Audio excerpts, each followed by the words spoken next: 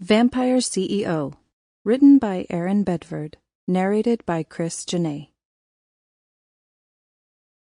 Chapter 1. 8 o'clock at night was an odd time for an interview. The fact that the office was still buzzing with life at that time was another oddity that struck Abigail right off the bat. Then again, nothing about this job had ever been normal. Cold and pristine were what she thought when someone said pharmaceutical company.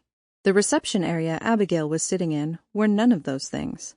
The dark purple walls with black accents and luscious leather chairs that were heaven to her backside was like no other office she had ever seen. If the sign behind the reception desk hadn't said Midnight Pharmaceutical, she would have thought she was sitting in a club lounge. Even the workers that walked by didn't look like pharmaceutical employees. Where were the lab coats and geeky scientists? So far, Abigail had seen several men in expensive suits and women in the latest of businesswoman chic. She brushed her brunette hair over her shoulder and grimaced at her own, mostly wrinkled black skirt and plain white blouse. Buying a new wardrobe would be one of the first things she would do when she got hold of a paycheck. The need to have a change of clothes now prickled at her senses. With a flick of her wrist and a few words, she could have all the new clothing she could ever want.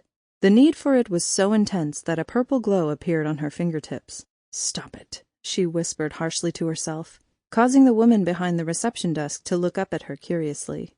She gave her a weak, apologetic smile. "Sorry." Abigail groaned inwardly at her lack of control. Needing a new wardrobe? Really?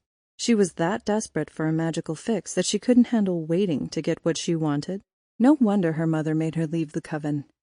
She shook her head in irritation. The New Orleans coven was one of the most prestigious covens in the United States.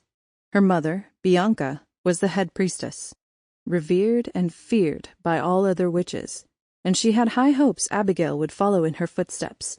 Unfortunately, the likelihood of that happening wasn't very high. Unlike her mother and other sisters of her ex-coven, Abigail lacked one important attribute: patience. While the rest of the coven was happy to sit around and commune with the spirits to better themselves, Abigail wanted action. She wanted danger and excitement. It was that very need that got her where she was today. Kicked out and cautioned to limit her use of magic before it overtook her altogether. Abigail had never been good at following directions, but she had tried her best to follow her mother's advice. She didn't use magic for everyday tasks like drying her hair or making dinner. She had even moved out of Algiers Point into a studio flat on the other side of the river, just to stay away from the temptation.